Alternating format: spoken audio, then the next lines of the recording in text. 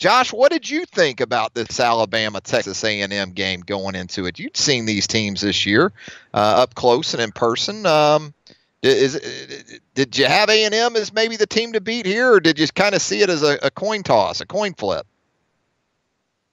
I had A&M as the team to beat just because of the way Alabama closed out the season, losing those last 5 games. But Alabama looks much better today than it looks like they have over those 5 games. Colin Sexton has looked like, the lottery pick, and he's getting everyone else involved. Alabama looks very good right now. They do. A&M now trying to cut into a 9-point lead. Will shoot 2 more free throws, down 9 with 11:37 left in the basketball game. This season for the Auburn Tigers, amazing in so many different ways. Extraordinary, I guess, is a better way to put it, because given all the noise off the court in the preseason and going into the season, I guess early in the season, I don't know anyone who could have fathomed things playing out for Bruce Pearl and the Tigers the way they did. And it seems like, Josh, he keeps getting the gift of motivation, right? Given where the Tigers were picked in the preseason in the SEC standings. And then the situation with the FBI investigation that has impacted so many programs around college basketball. And now recently, out comes the coach's SEC, all SEC teams. And without beating around the bush, a pretty good, healthy dose of disrespect once again, right? Yeah, I understand the arguments for Bruce Pearl not being Coach of the Year and for Deontay Mayton and Grant Williams being the Players of the Year, but I think the card Bruce Pearl is playing is, there were 8 guys selected to the first team, the first team coaches team, and not one of them played for Auburn. That's kind of like all right, yeah, we won the league, but they still don't respect us. He is absolutely playing that. He played up the 4-14 thing when one CBS writer picked him to finish with that record in the SEC. He's going to play this up now too. Auburn is kind of still playing the no one believes in this card, even though they just won, a share of their regular season title 3 days ago. And we look at this Auburn team and the losses that it has had, personnel, injuries, suspensions, and you keep wondering how much gas can possibly be left in the tank. Where do you see this Auburn team from that standpoint right now, Josh? I mean, because again, given the attrition, either even if it is temporary, how they manage to sustain this energy and this run given those losses. I think the team, was pretty gassed towards the end of the regular season, especially after Anthony McLemore went down with that season-ending injury. You go down to 8 guys, and then you play, a couple days after that against Alabama with only 7 guys because Mustafa's out. I think, those 3 losses in their last 5 games, I think they were gassed a little bit, but I think, you get the celebration on Saturday, you win that game, and then you get the 5 days off waiting till Friday to play. I think that allows them to refresh a little bit. Pearl gave them 2 of the last 5 days off. So I think that helps, but this is the time of the season where it is about energy because, if you're going to win the SEC tournament, you have to win, for Auburn, you have to win 3 games in 3 days. An NCAA tournament, you're playing, 2 games in the span of 3 days if you win. So that'll be a factor for this Auburn team as the postseason gets going for sure. When you look at Alabama and Texas A&M, Josh, and we're talking with Josh Vitale, covers the Auburn Tigers for the Opelika Auburn News on a Thursday edition of Southern Fried Sports presented by Mercedes-Benz of Tuscaloosa and Cartier and Lloyd Attorneys at Law. When you look at these 2 teams playing right now, is there a more favorable matchup in your opinion of the 2 for Auburn? Is it Alabama because of A&M size? What do you see here in terms of best case scenario for Auburn tomorrow in a matchup?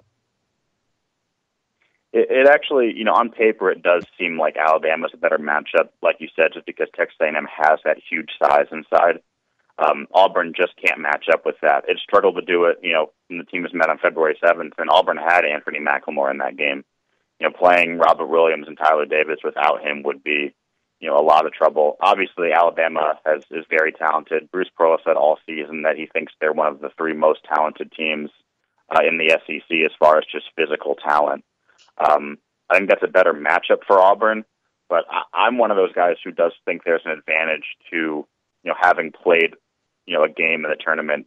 Auburn will go in, yes, having 5 days off, but that means 5 days without playing. Alabama, if they win this game against A&M, will go in, having just played and won a game 24 hours earlier and has that momentum. I think that can help a team. But I think if Auburn had to choose, we'd probably rather see Alabama again just because of the way they match up and the fact that they've beaten them before.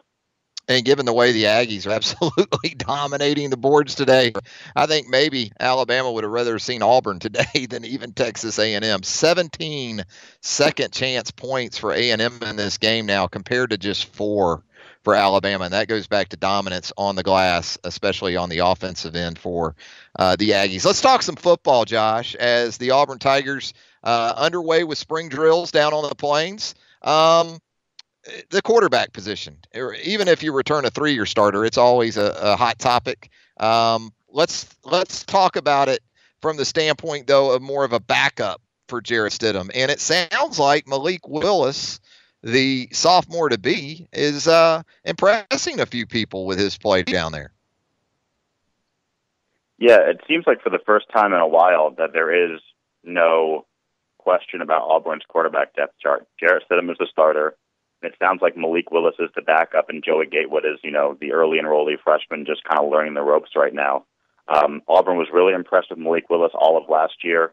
As he came in early in the spring, moved his way up to the depth chart after some transfers, and Sean White's dismissal, became the backup, played a little bit. They liked him that whole time. None of that's changed, and I think obviously you don't want to have Stidham be sidelined due to an injury. That's not the ideal scenario, but I think they're kind of embracing that. The fact that it's allowing Auburn to give Malik Willis a chance to really run with that first team in practice, command that first team, get a rapport with the first team guys. And it sounds like he's taking advantage. Guys have said after practice that he looks like a leader. He looks like an SEC quarterback, which obviously bodes well for Auburn in the future. Talk to me about Joey Gatewood, the early enrollee, because with Willis and Gatewood being a big focal point at the position in the spring, the comparisons, right, to a couple of previous Auburn quarterbacks under Gus Malzahn that certainly had a lot of success. Gatewood more along the lines of, in terms of size and just appearance anyway, to a Cam Newton.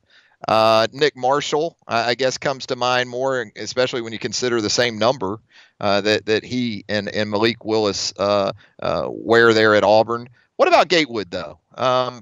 Any early returns, and as far as what he's been able to do? It's so early in his time, but just some initial impressions on the early enrollee. Obviously, the Cam Newton comparisons for his physical tools, you can kind of see that when you look at him. He's a giant kid, looks very athletic, can run. He's got a big arm. I think the thing that Auburn is focusing on with him right now is just kind of, getting him integrated in the system and, learning the concepts of Chip Lin's offense, just really getting a foundation. Just because he just did enroll, he's the new guy. But same thing with Willis. The fact that Stidham is out lets Gatewood get basically full run with the second team offense. So he's probably getting a ton more reps now than he would if Jarrett Stidham and Malik Willis are both healthy, which will only help him going forward. It doesn't seem like now he's really even in the mix to be the backup quarterback. It seems like that's Willis's job, and Gatewood, if all things go according to plan, will probably redshirt this season. But the fact that he's going to get so many reps and that he has those physical tools will help him. And if Jarrett Stidham leaves for the draft after this season, which I guess can reasonably be expected after he almost did after 2017, then you're going into next spring with, Gatewood and Malik Willis, battling it out to be the starting quarterback. The offensive line at Auburn, obviously a point of emphasis, a concern for this team given the losses. We saw Braden Smith and his performance up at the Combine here most recently in Indianapolis. But J.B. Grimes coming back to work for Gus one more time. Does that help with that situation? I mean, when you lose Herb Hand to Texas, you not only have attrition and turnover personnel-wise, but also the voice in that offensive line room. The familiarity, though, I guess, between JB and Gus has to be very beneficial. Yeah, and actually JB, recruited and coached a lot of the guys that Auburn has. He recruited Mike Horton and Markel Harrell when they signed, and those are probably going to be Auburn's two starting guards. So there's some familiarity there. And it sounds like through the first few practices, he's really taken Auburn's offensive line just back to basics, really focusing on kind of fundamentals, technique, things like that. That's players say that's his strength. That's who he is as a teacher. Under Herb Hand, Auburn did a lot of mixing and matching. They moved a lot of guys around. You saw that last year with Austin Golson playing, 4 different positions during the season. This year, this spring, it really seems like J.B. Graham's just trying to put all the guys in one position, say, this is your spot. We're going to try to build a depth chart this way. And he's really focusing on just kind of the basics. And so far, it seems like they've taken to it well. We'll see how it kind of plays out as the spring progresses. Josh, spring often a time for experimentation. Has that been the case up front for Auburn on that offensive line so far? Not as much. They've kind of put it into, here are 5 guys. They've done a little bit. They moved to Sean Manning, who was a redshirt freshman defensive tackle, over to offensive guard. He was with the second team in practice on Tuesday. But the top 5 have stayed the same from what we've seen through the first 3 practices. You got Prince Tega at left tackle, Markel Harrell at left guard, Caleb Kim at center, Mike Horton at right guard, and Calvin Ashley at right tackle. It seems like right now that's the 5, and it sounds like there's not going to be, you might not see guys moving positions. You might see there'll be battles. Caleb Kim will battle Nick Brahms for the center job. Calvin Ashley could get pushed by Austin Troxel for the right tackle job, but it doesn't sound like there's going to be as much shifting and mixing and matching. It sounds like J.B. Grimes wants to put those guys into position and say, this is your spot. Now battle for your spot.